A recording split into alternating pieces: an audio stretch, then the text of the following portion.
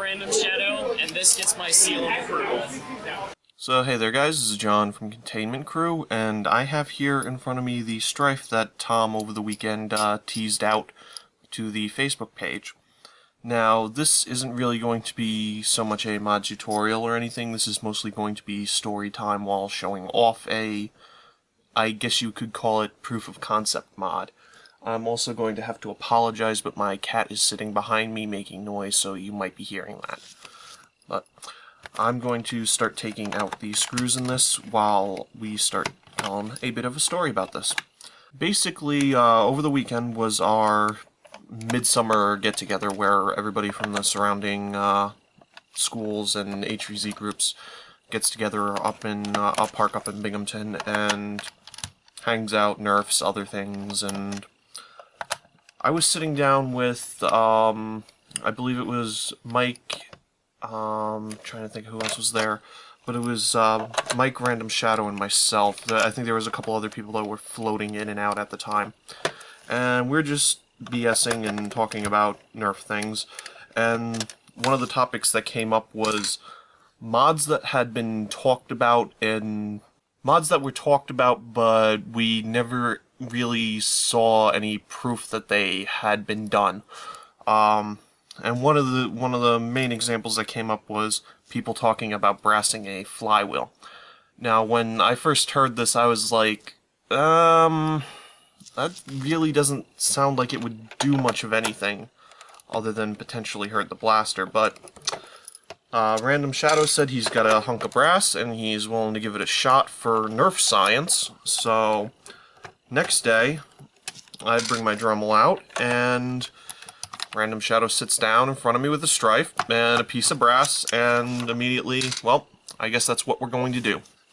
So we sat down, I cut the brass out, and then him and Tom and a couple other guys went ahead and socketed it in there. Blah, blah, blah, blah, blah. Words, I fail at them. But Random Shadow, Tom, and a couple of the other guys sat down to socket the brass into the flywheel housing. And that's what we have here. So I think I got all the screws out. I think. So this should pop open fairly easily. But, okay. So, as hopefully we can see on the camera there, the brass does go, whoops, I'm working with an upside down viewfinder right now, but as you can see, the brass does go completely through the motor housing there. So, there's not much else done to this blaster. The flywheel motors were replaced, and it looks like the switches and a couple of locks were actually epoxied down so that they don't move around, but other than that, it's a fairly normal stryfe.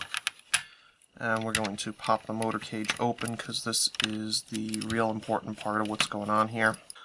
But here, let me bring this up and in. But here we can see that the brass is actually fed completely through the flywheel housing, and holes have been cut in the brass to accept the brass around the flywheels. So this is essentially, other than the holes for the flywheels to grab the darts, it's a continuous barrel all the way out the front. It's just being held in the front barrel piece by some hot glue, duct tape, and I don't know if they use electrical tape or not, but I think it's just hot glue and duct tape. Okay.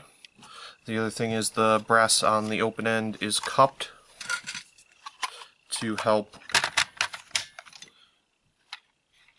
be able to guide darts in so that they don't accidentally flip around, being that we had to take out, you know, the or actually, this one doesn't have the net, the webbing piece on the front, but basically this is completely proof of concept. We did this more out of the curiosity than actually knowing whether it would work or not. If somebody has seen something like this before, please let us know. I want to make it known that we didn't come up with this idea. We just heard this idea and never had seen it done, so we said, you know what? Let's make nerf science. So, as far as what this actually does, we don't have anything conclusive. But just from the hours that they were playing around with this, we literally couldn't get this out of people's hands. It shoots much straighter than any flywheel blaster I've ever seen. As far as the difference in ranges go, I believe from what Random Shadow and Tom were telling me, they really didn't see any significant drop in the ranges. So,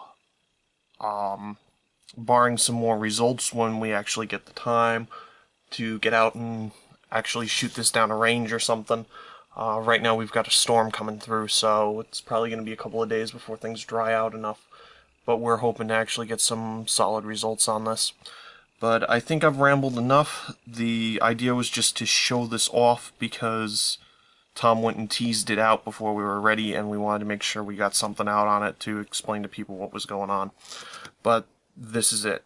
It's just a piece of brass notched out for the flywheels to help guide the dart evenly into the flywheels and out of the flywheels. So that's what we have here. Thank you guys for watching. Go try it yourselves. That's all I can say right now. Is if you got some spare brass lying around and you're confident in being able to cut it out clean around the flywheels, go try it yourself.